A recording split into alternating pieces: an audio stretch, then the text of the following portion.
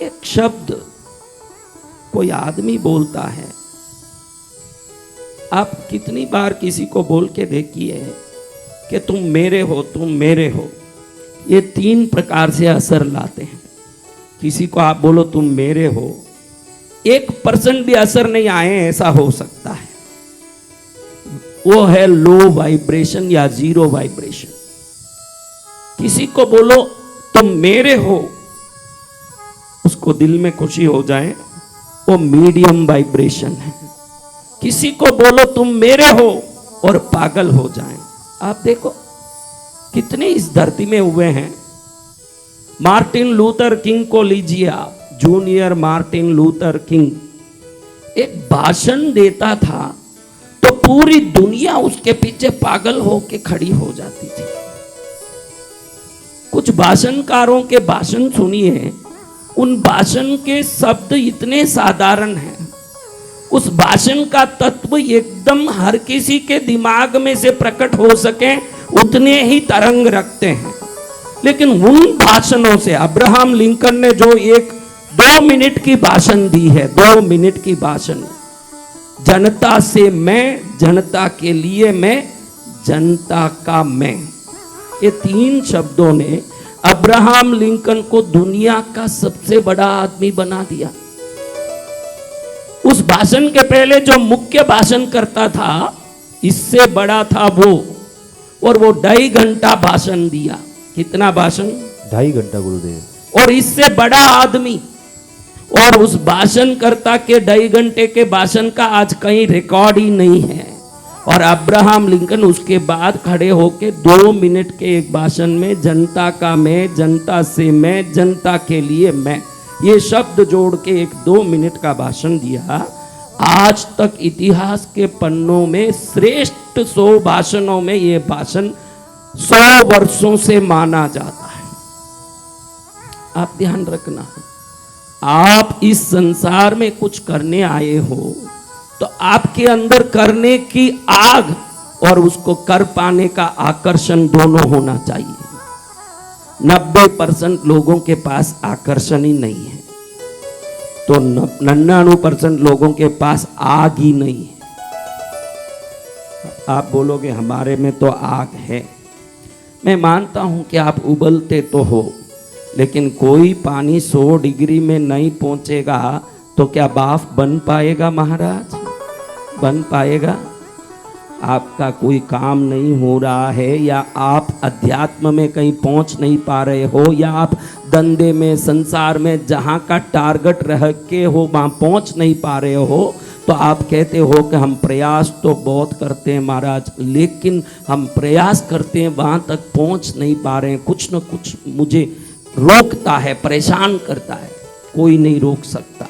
संसार के जितने क्रांतिकारियों का इतिहास पढ़ोगे तो उन्होंने इतने सारे विघ्न और परेशानियों को झेला है कि जिसका कोई हद नहीं है, लेकिन वो विजेता बने इसलिए कि उनको पता है कि बाहर के विघ्न और उपद्रव कुछ नहीं कर सकते अगर 100 डिग्री में उबलने की आप आग ले आओ अपनी जिंदगी में। कितने डिग्री में? अगर नहीं हो रहा है तो मैं ये मानता हूँ शायद आप 99 डिग्री भी उबल रहे होंगे, लेकिन विज्ञान का तत्व कहता है कि तो 99, 98 कितना भी 98, 99, 97 कितना भी बॉइलिंग टेम्परेचर में जा, तुझे 100 में आए बगैर प्राप्ति नहीं होगी। हाँ, समझ रहे हो मेरी बात? इसमें कई लोगों को कोई आग ही नहीं है, और कई लोग उबल रहे हैं तो उस तक नहीं पहुंच पाते जो बॉइलिंग टेम्परेचर है। तकलीफ वो है कि आप बॉइलिंग टेम्परेचर तक पहुंचने के लिए मन में आग लगाना पड़ेगा। हाँ, एक बूढ़ा 75 साल का बूढ़ा बोलने के लिए भी मुझे शर्म आता है, क्योंकि उसको देखो तो आपसे भी जवान दिखता है। भारत में एक इलेक्शन के पहले 200 से ज्यादा रैली पूरा दिन घूम के कर सकता है, और हम 2 घंटा काम करके थक जाते हैं, और तीसरी बार वो प्रधानमंत्री बन के दिखा देता है कि मेरा बॉइलिंग टेम्परेचर कितना है, देखो दुनिया को दिखाता है।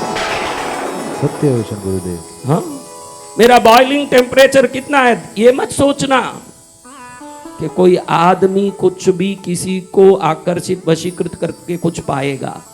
कोई भी आदमी मेहनत से ही पा पाएगा जो भी वो पाता है अपने जीवन में।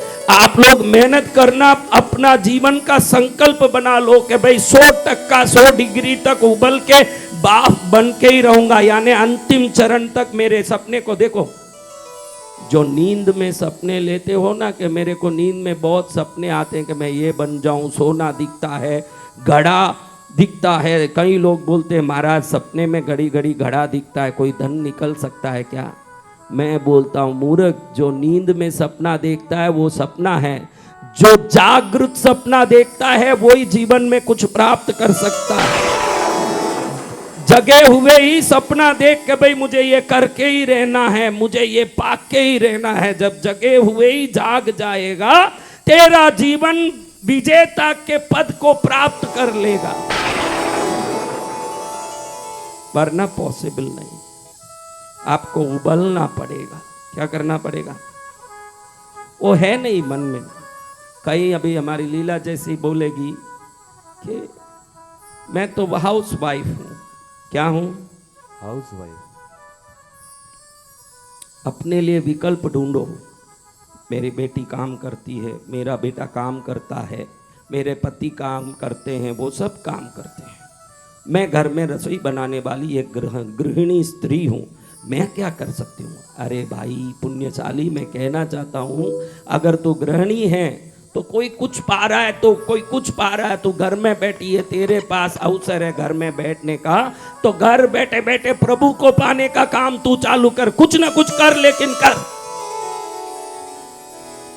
खाली मत बैठ। मैं हाउस वाइफ कोई खाली बैठने के लिए नहीं है। परिवार का ध्यान दो, पति का ध्यान दो, बच्चों का ध्यान दो। बचा हुआ कोई तो समय होगा, उनको कह दो ये बचा हुआ समय मेरा है, इस समय में मैं अपना काम करूंगी। पति पैसा लेके आता है, बेटा प्यार लेके आता है, बेटी ममता लेके आ रही है, तो तू प्रभु को लेके आने का काम शुरू कर। तू कुछ भी कर सकती है अगर चाहे तो, बैठ मत। अगर ज्यादा समय है, हाउस वाइफ हूं, मुझे ज्यादा समय है, आ जा कृष्णगिरी में, गुरु के चरण में रह।